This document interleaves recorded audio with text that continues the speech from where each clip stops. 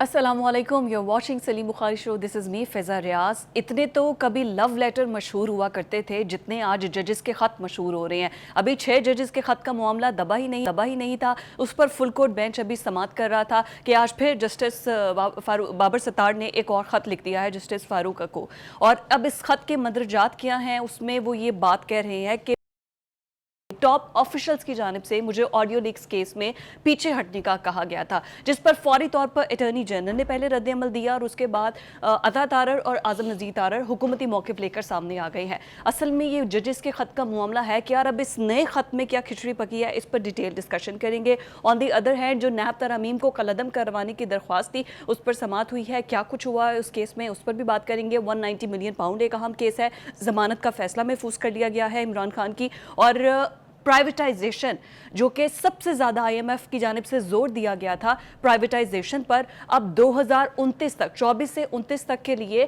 Privatise کن اداروں کو کرنا ہے وہ ایک فہرست تیار کر لی گئی ہے، اور پوری قوم کو مبارک ہو، چاہے کوئی منافع والا ہے یا کوئی منافع کے بغیر ادارہ ہے، اس کو پرائیویٹائز کر دیا جائے گا۔ اور لاسٹ میں ہم جو ہے وہ ڈسکس کریں گے جو بھارت کی جانب سے ایران کی بندرگاہ ہے چابہار، اس کو 10 سال کے لیے لے لیا گیا ہے، تو کیا سینکشنز امریکہ اب انڈیا پر لگائے گا یا نہیں؟ ہم پر تو بہت سینکشنز لگاتا ہے، بات کریں گے۔ لیکن سب سے پہلے بخاری صاحب، جو عدلیہ کے اندر مداخلت کا معاملہ ہے، before coming to the topic, you are looking really good. آپ پر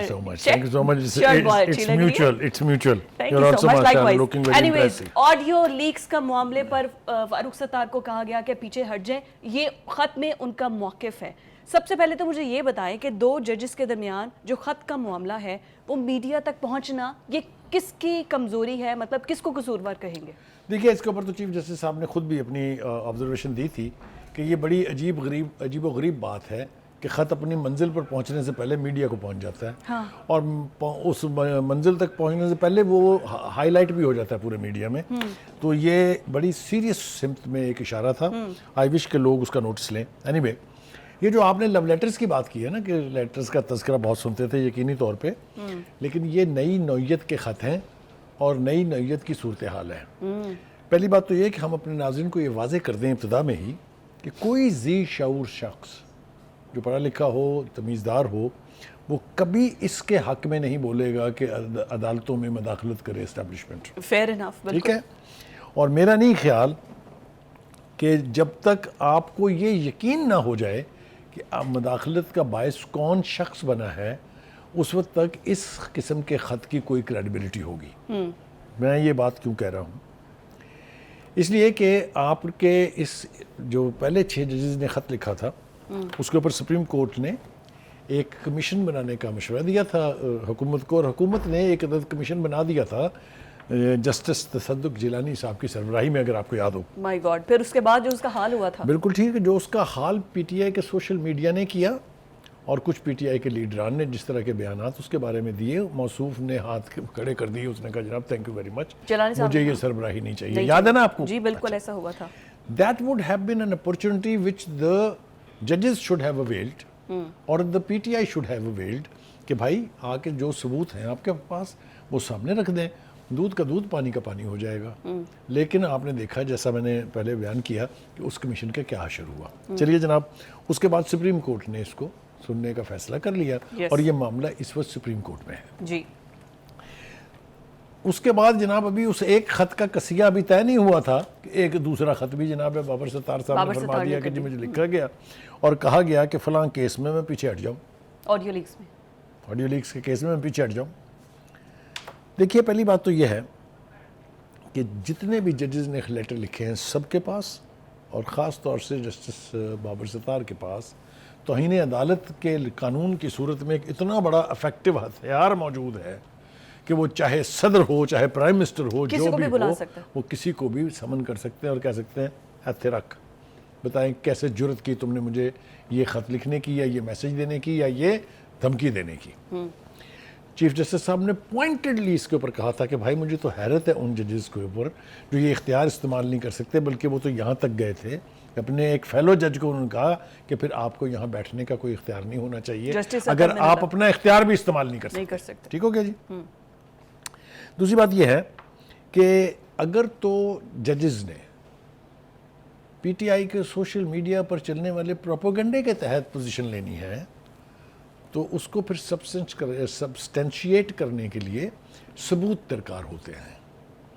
دونوں ہی خطوں میں اگر آپ نے نوٹ کیا ہو تو یہ کہا گیا ہے کہ جناب ہمیں یہ دھمکی موصول ہوئی, ہم پر یہ پریشر ڈالا گیا.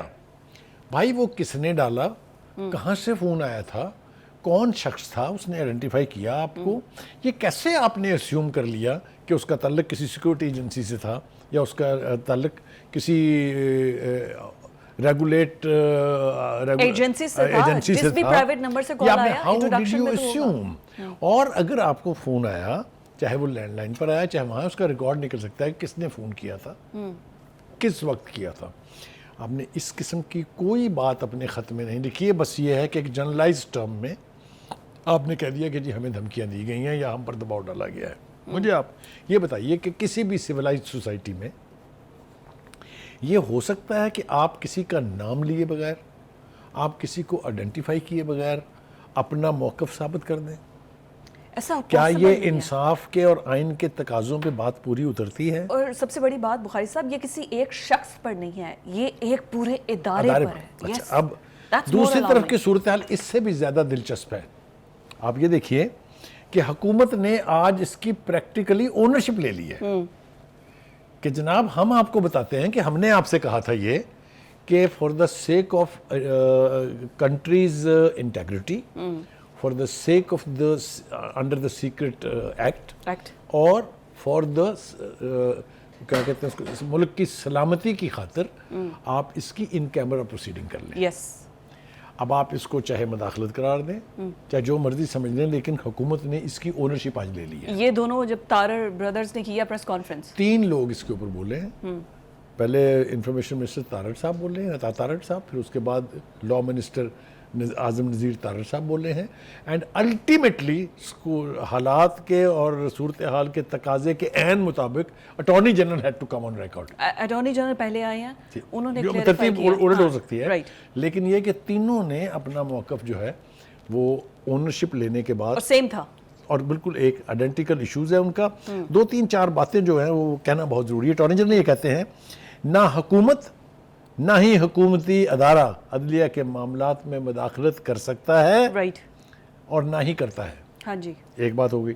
دوسری انہوں نے کہا کہ ایسا تاثر دیا جا رہا ہے جیسے عدلیہ اور انتظامیہ کے تعلقات خراب ہو رہے ہیں. جی, حالانکہ بقول ان کے ایسا کچھ بھی نہیں ہے. ٹھیک ہے جی, نہ ایسا کیا جائے. دوسری بات سے یہ کہ بدقسمتی سے تاثر کچھ ایسا لیا گیا کہ کیس کا فیصلہ کسی ایک رخ کر دیا جائے.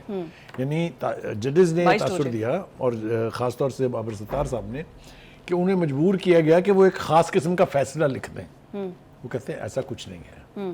اب ہمارا ڈیلیما یہ ہے کہ وہ کہتے ہیں نا جائیں تو جائیں کہاں. نہ تو ہم یہ کہہ سکتے ہیں کہ ججز کے اوپر دباؤ ہونا چاہیے, نہیں کہہ سکتے نا ہم کیوں کہیں, کوئی بھی نہیں کہہ سکتا. میں نے کہا نا, میں نے شروع میں کیا کہا, کوئی ذی شعور شخص, کوئی پڑھا لکھا آدمی تصور بھی نہیں کر سکتا کہ عدالت کی جو غیر جانبداری ہے, عدالت کی جو انڈیپینڈنس ہے, اس کو انڈرمائن کیا جائے, no matter what the issue is. ٹھیک ہو گیا.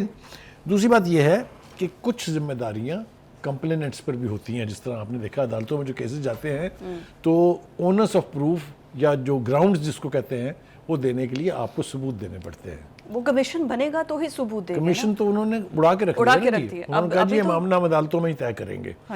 اب بھی ایک موقع ہے کہ آپ یا تو عدالت میں ہی اس کے بارے میں آئیڈینٹیفائی کر دیں کہ جناب ہمیں تو فلاں شخص نے فون کیا تھا, فلاں ادارے میں وہ فلاں ڈیزگنیشن کا بندہ تھا. اگر آپ یہ نہیں کہیں گے تو اس کی کریڈیبلٹی کے اوپر سوالیہ نشان اٹھتے رہیں گے. ایگزیکٹلی, بالکل ٹھیک ہو گیا. آگے ہم چلتے ہیں بخاری صاحب. اسی اہم ایشو کا ایک اور ہائی لائٹ بھی ہے نیب قوانین. میں چاہوں گی اس پر بھی ہم ڈسکشن کریں. نیب قوانین کل عدم قرار دینے کے حوالے سے مجھے یہ بتائیے کہ الٹیمیٹلی فائدہ پولیٹیشنز کو ہوا ہے, جس میں عمران خان بھی شامل تھے اور وہ بھی اس سے فائدہ لے چکے ہیں, اور اب پی ٹی آئی والے سب کہتے ہیں کہ یہ کل عدم ہے, غلط ہے, نہیں ہونی چاہیے. دیکھیے جناب, صورتحال یہ ہے کہ یہ کافی دیر سے پینڈنگ تھا معاملہ جی, اور یہ کاش اس وقت جب یہ معاملہ سامنے آیا تھا اس وقت اس کے اوپر کوئی نہ کوئی فیصلہ ہو گیا ہوتا. لیکن بہرحال اب چونکہ یہ ایشو جو ہے وہ سامنے ہے عدالت کے, دوبارہ سماعت ہے. جی دوبارہ یہ سماعت کے لیے مقرر ہوا ہے نا؟ دوبارہ جو ہے سماعت کے لیے مقرر ہوا ہے. 2-3 چیزیں اس حوالے سے جو ہے وہ، ایک تو آپ نے کہہ دیا کہ جناب اس کے بینیفیشریز جو ہیں جہاں اور بہت سے ہوں گے، اس میں خان صاحب بھی اس بینیفیشری ہونے میں جو ہے وہ یعنی ہی از ون آف دوز، ان کو بھی ابلائج کیا جائے گا. لیکن جو اصل بات ہے وہ یہ ہے کہ نیب کا قانون بنایا کس نے تھا؟ مشرف یہ نے. بنایا تھا ایک ملٹری ڈکٹیٹر نے، رائٹ. اور یہ بنایا گیا تھا ود دس آبجیکٹو کہ سیاستدانوں کی ایسی تیسی کرنی ہے. پولیٹیکل وکٹیمائزیشن. ٹھیک ہو گیا. میں یہ اچھی طرح سے یاد ہے کہ جنرل امجد صاحب جو تھے اس کے پہلے ہیڈ تھے، انہوں نے مشرف صاحب سے یہ کہا تھا کہ جناب دیکھیں جب تک ہمارے پاس ثبوت نہ ہو ہم بندہ نہیں پکڑ سکتے. جبکہ مشرف صاحب کا تقاضا یہ تھا کہ پہلے بندہ پکڑیں پھر کیس بنائیں ان پھر پہ. کیس بنائیں. تو یہ جو الٹی گنگا بہہ رہی تھی اسی کے اوپر وہ احتجاجن جو ہے انہوں نے سربراہی چھوڑ دی تھی نیب کی. ٹھیک ہے جناب. اس کے بعد ہم نے یہ دیکھا کہ نیب کا ادارہ جو ہے سکسیسو گورنمنٹس میں کوئی اس میں ایکسیپشن نہیں ہے، انہوں نے اپنے اپنے آبجیکٹو کے لیے استعمال کیا اور اپنے سیاسی مخالفین کے خلاف مقدمات بنائے. But right. جو 4 سال مہاتما خان صاحب کے ہیں اس میں جس طریقے سے جسٹس جاوید اقبال صاحب کی سربراہی میں اس کو مس یوز کیا گیا، اس کو ابیوز کیا گیا، اس کی مثال بھی کہیں نہیں ملتی ہے.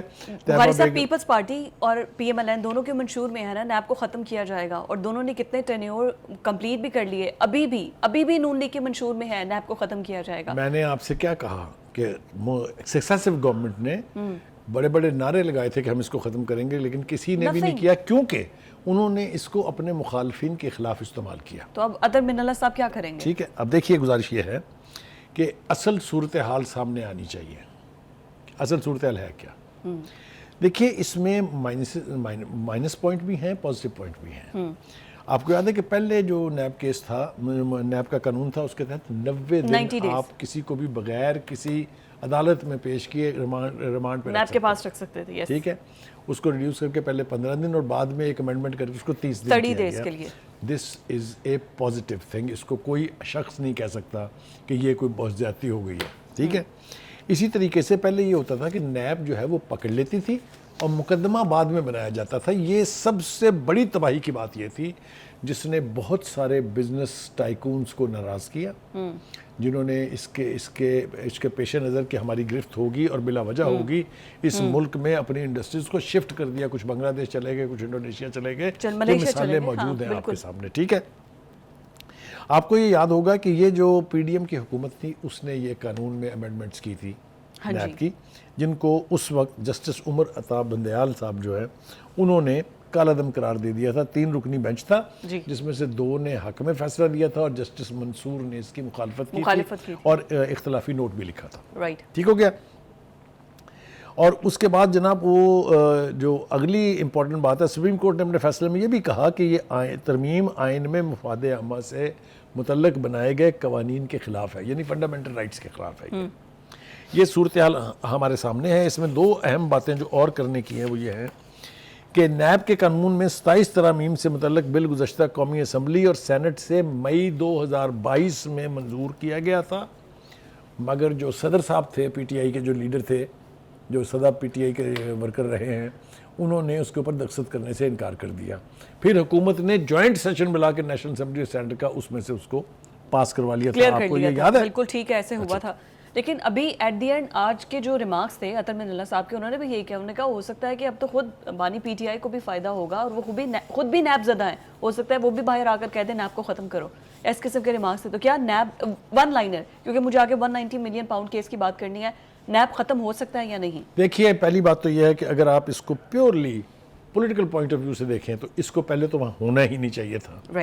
اور اگر ہے تو یہ اس کو ختم کر دینا چاہیے، اس لیے کہ کرپشن کے حوالے سے اینٹی کرپشن ڈپارٹمنٹ موجود ہے، ایف آئی اے موجود ہے، آئی بی موجود ہے، اسپیشل برانچ موجود ہے. بے پناہ ادارے ہیں جس کے تحت آپ اس قسم کے کیسز کی انویسٹیگیشن کر سکتے ہیں. لیکن یہ پھر دار و مدار اس کا سارا جو ہے وہ پولیٹیکل ایلیٹ جو ہے اس کی ول پر ہے، وہ اس کو ختم کرنا چاہتے ہیں. پولیٹیکل ایلیٹ کے علاوہ بزنس مینس کو بھی ہے، وہ اپنا بلیک منی کو وائٹ کر لیتے ہیں کچھ پیسے پلی بارگن کے ذریعے.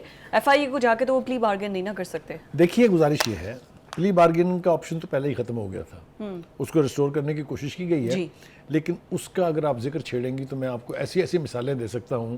190 ملین, ہم اس طرف نہیں جائیں گے. مجھے بریک پر بار بار کہا جا رہا ہے, میں چاہ رہی ہوں کہ 190 ملین کا بھی جو عمران خان کی ضمانت کا فیصلہ ہے محفوظ کر لیا جائے, جس پر جسٹس عامر فاروق, جسٹس طارق محمود جہانگیری نے فیصلہ کیا ہے. دیکھیے گزارش یہ ہے کہ اس کیس کی بھی باز گشت ہم بہت سن چکے ہیں, اور اس کیس کا فیصلہ کیا ہوگا یہ تو ابھی ہم نہیں کر سکتے, لیکن یہ کیس بہت اہم نوعیت کا ہے. رائٹ. آپ کو یاد ہے کہ اس کے اندر بنیادی طور پر جو الزام ہے وہ یہ ہے کہ ایک ایسا سرمایہ جو بلیک منی کے طور پر لندن میں پکڑا جاتا ہے, ہاں جی, اور اس کو لندن کی حکومت کہتی ہے کہ اس کو واپس حکومت پاکستان کو بھیج دیا جائے. تو سپریم کورٹ کے اکاؤنٹ میں وہ آ گیا نا, سپریم کورٹ کے اکاؤنٹ میں کس کھاتے میں آیا؟ اور پھر اس کے بعد اس پر منافع بھی ابھی ایک تک مل رہا ہے. بزنس ٹائکون کو ہونے والے جرمانے کے اگینسٹ اس کو جمع کرا دیا گیا. یہ اختیار کس نے دیا؟ یہ کابینہ اگر آپ کے بند لفافے کی منظوری اگر آپ تھی. ریکال کریں گی تو میں اسی بند لفافے کی طرف آ رہا تھا جس کی منظوری کیبنٹ سے لی گئی بغیر کسی کو بتائے. دو لوگوں نے تقاضا کیا تھا, جن میں ایک فواد چودھری صاحب تھے اور ایک اور صاحب تھے, دونوں جنہوں نے کہا کہ جی ہمیں بتا تو دیں گے اس میں ہے کیا. ان کا نہیں, بس اس کی اپروول دے دیں آپ. اپروول ہو گئی. یہ بات یہاں ختم نہیں ہوئی, پیسے ان کے کھاتے میں جمع ہو گئے, اس کے بدلے میں پھر آپ کو کیا ملا؟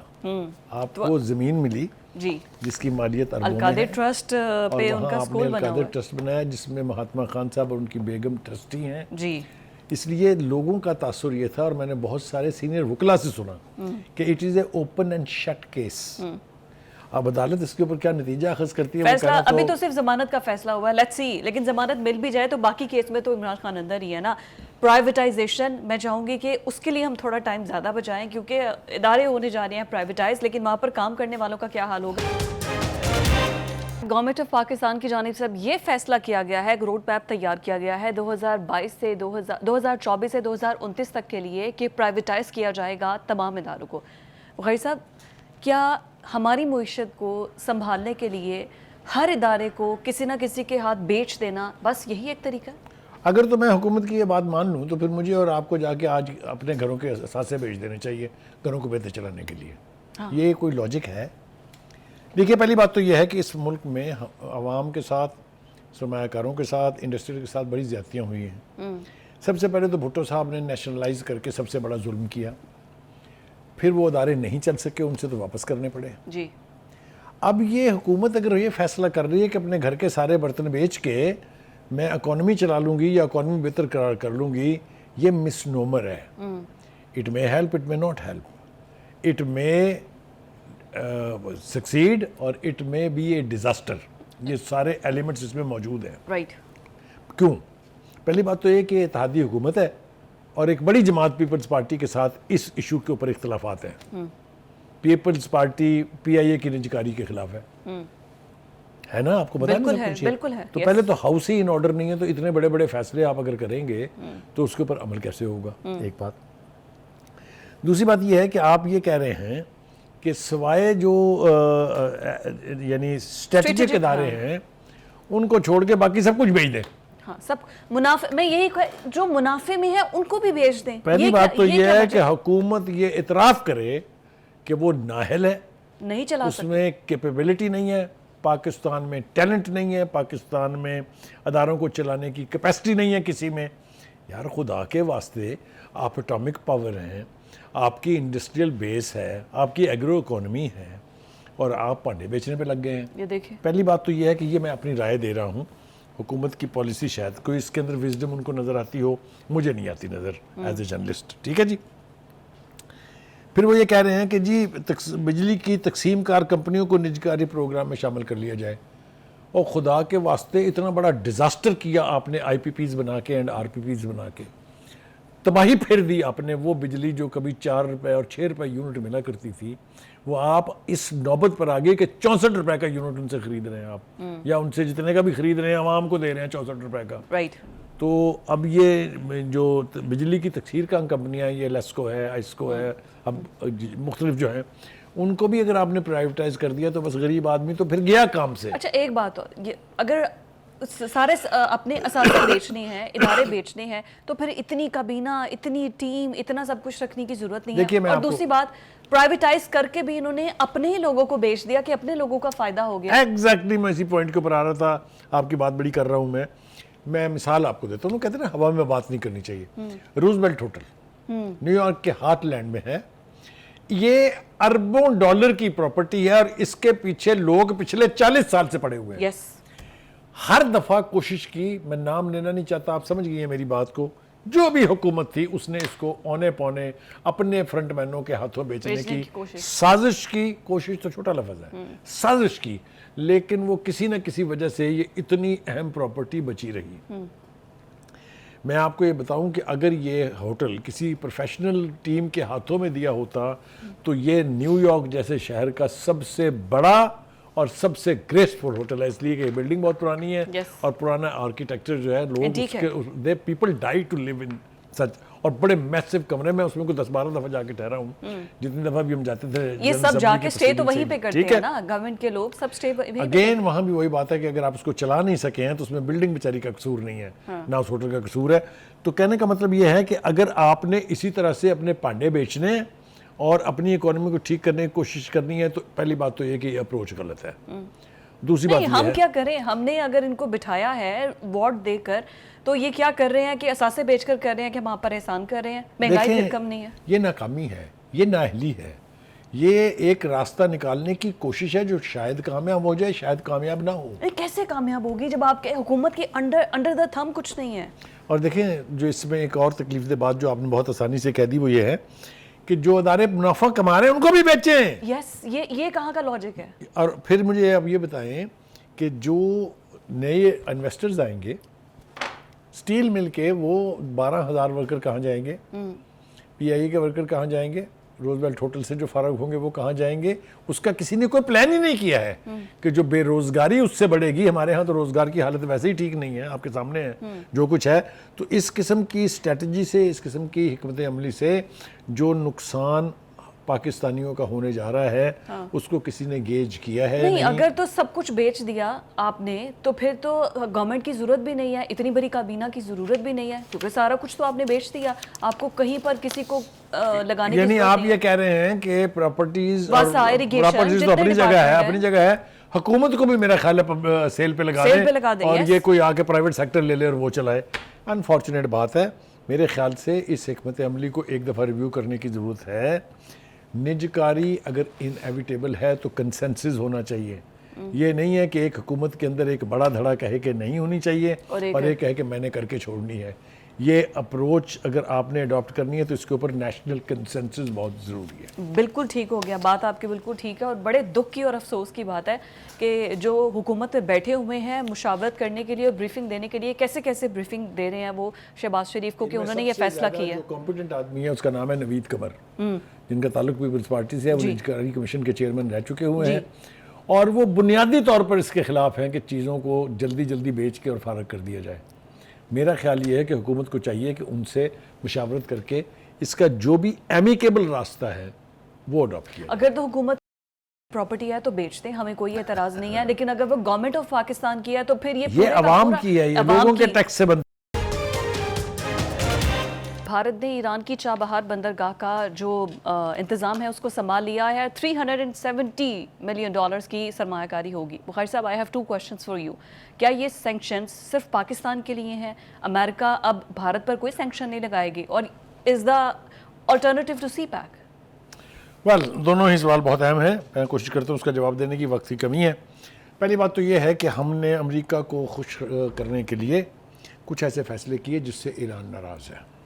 پہلے سب سے بڑی وجہ جو ہے اس کی وہ ہے جو gas pipeline, Iran Pakistan gas pipeline, ہم نے اس کو ابینڈن کر دیا امریکہ کی خوشنودی کی خاطر. اور 9 سال سے زیادہ عرصہ گزر چکا ہے, ہم ابھی بھی اس پر کوئی پریکٹیکل سٹیپ لینے سے آ رہی ہیں. مگر اب کانوں میں آوازیں پڑ رہی ہیں کہ پاکستان گورنمنٹ نے شاید امریکہ کو یہ کہا ہے کہ ہماری مجبوری ہے, we are proceeding with that gas pipeline. اللہ کرے کہ ایسا ہی ہو. دوسرا, ایران نے یہ ریکویسٹ کی تھی پاکستان سے کہ مجھے آپ جو ہماری یہ چابہار ہے اس کو ایفیلیٹڈ پورٹ کے طور پہ اس کو آپ شامل کر لیں, ہمیں حصہ بنا لیں سی پیک کا. اگین ہم نے امریکہ کو خوش رکھنے کے لیے ان کی یہ درخواست قبول نہیں کی. ہم نے ایران کو اوپن چھوڑ دیا کہ آپ جس کے ساتھ مرضی اب اتحاد کر لیں. لہٰذا انہوں نے انڈیا کو نہ پاکستان صرف میں آ رہا ہوں نہ صرف یہ کہ چابہار پورٹ کا انتظام دے دیا ہے بلکہ 4,500 کلومیٹر ایک سڑک بنائی جا رہی ہے تاکہ ڈائریکٹ ایکسیس ہو جائے چابہار تک اور اس کے ذریعے افغانستان اینڈ آن ورڈ.